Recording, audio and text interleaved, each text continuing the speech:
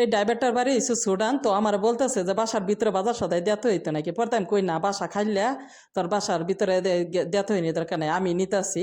তো হেন খালি ঘরের দরজার মধ্যে গাড়ি থেকে বাইর করে দিয়ে আমি বাসার ভিতরে নিতাছি।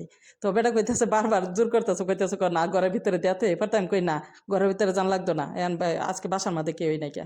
তো বেটাটা অনেক ভালো, অনেক অন্য দেশের মানুষ হলে কি বলবো। তারপরেও আমার পেঁয়াজ গাছগুলো কেমন হয়েছে সবাই কমেন্টে জানাবে। যেহেতু বাহিরে বের হইতে পারি না, ছাদে উঠতে পারি না, 8 9 10 বছর ধরে এই বাসাটার মধ্যে কাজ করলে কি হবে, এখন একদিনও মনে করো ছাদে উঠতে পারি নাই। মানুষে দেখি কত জায়গায় ঘুরতে যাইতেছে, দোকানপাটে যাইতেছে, আসলে আমার কপালটাই মন্দ।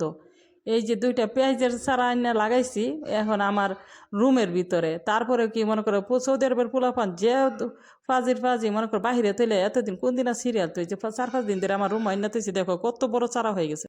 সবুজ গাছপালা লাগাইতে কার কার কাছে ভালো লাগে, আমার কিন্তু ভীষণ পরিমাণে পছন্দ গাছপালা লাগাইতে। এত পরিমাণে বলার মতন বাসা নাকি। আগে একটা বাসার মধ্যে 2টা বছর কাজ করছিলাম, ওইখানে কাজের লোক পর্যন্ত দৌড়াই দিছিলাম। যে বলছি যে আমি সম্পূর্ণ গাছপালা লাগানো থেকে শুরু করে যা কিছু ওষুধ পড়া দেওয়া লাগে সম্পূর্ণ কিছু আমি দেম। তো আমার কফিলে কিছু পেঁয়াজ আনছি, তো পেঁয়াজের দেখি ছোট ছোট চারা জ্বালাই গেছে, তো আমার রুমের মধ্যে আইনা রেখে দিছি, যেহেতু ছাদও উঠি না, বাইরেও যাইতে পারি না। আমি প্রবাসে 10 বছর ধরে কাজ করতে আছি, এত পরিমাণে খাবারের কষ্ট করছি, এখন 1 বছর ধরে প্রায় বাঙালি খাবারটা খাইতে পারি। কারণ একদিনে আমার কফিলের স্যারারে দেরে হঠাৎ করে 1 প্যাকেট মাছ আনাইছিলাম, তো আমার কফিল 1 পিস খাইছিন, খাওয়ার পরে তৃপ্তি পায়েরা বলতেছে বাঙালি খাবার মিয়ে মিয়ে। তখন থেকে আমার কফিলে কিন্তু আমাকে এরকমভাবে বাঙালি খাবারগুলো আইনা দেয়, যেদিনে কফিলে খাইতে ইচ্ছা করে সেদিনে 2 প্যাকেট করে মাছ কিনে আনে। অনেকে বলে যে আপু আপনি কি কিনে এনে খাইতে পারেন না, এরকমভাবে আপনি কষ্ট করেন কেন। আসলে যে টাকা বেতন পাই, যদি আমরা এখানে বাজার সদাই করে খাই, তাহলে সেই টাকা কিন্তু বাজার করে খাওয়া লাগবে। 150 টাইম কি। সৌদিতে যারা বাসা বাড়িতে কাজ করে সবাই জানাবে যে তোমাদের বেতন কত টাকা দেয়।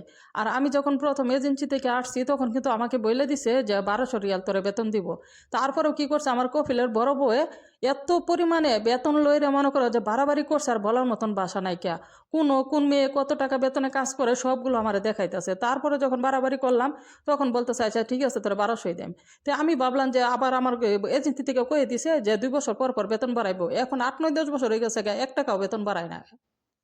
সৌদিদের যতই অর্থ সম্পদ থাকুক আর যতই খাওয়া দাওয়া করুক, তারপরেও কিন্তু প্রতিটা কাজের লোকেদের বেতন দিতে যায়রা তারা এত পরিমাণে হিসাব করে, দেখে বোঝা যাইব যেমন তারা আমাদের চাইতে গরিব দুজি নাই হইব।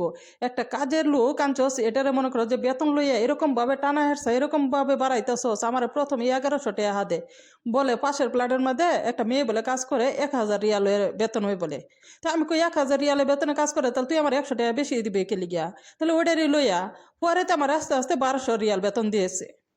সৌদি আরবের ম্যাডামরা যদি দেখে যে কাজের মেয়েরা খাইবার বইছে, তারপরে মনে করো যে কাজের অর্ডার দিয়ে বইব। মানুষে বলে এটা বলে নবীর দেশ, এই দেশের মানুষের বলে দয়া মায়া সব দিক দিয়ে বলে সব কিছু বলে আদব কায়দা বেশি। আমি দেখি সব দেশের চাই থেকে এই দেশের মানুষের আরও আদব কায়দা আরও বেশি কম। কারণ এই তো খারাপ নেচার তাদের বলার মতন আর বাসা নাইকা। কয়েকদিন মনে করো যে আমি খাবার বইরে মনে করো যে এত পরিমাণে রাগ্যে ফায়ার হয়ে খাবার কিন্তু ফালায় হয়ে গেলে তাদের কাজ করে দিছি যে যা তোদের কাজটা আগে করে দিই, আমার খান্ডায় পরে খাইয়াম।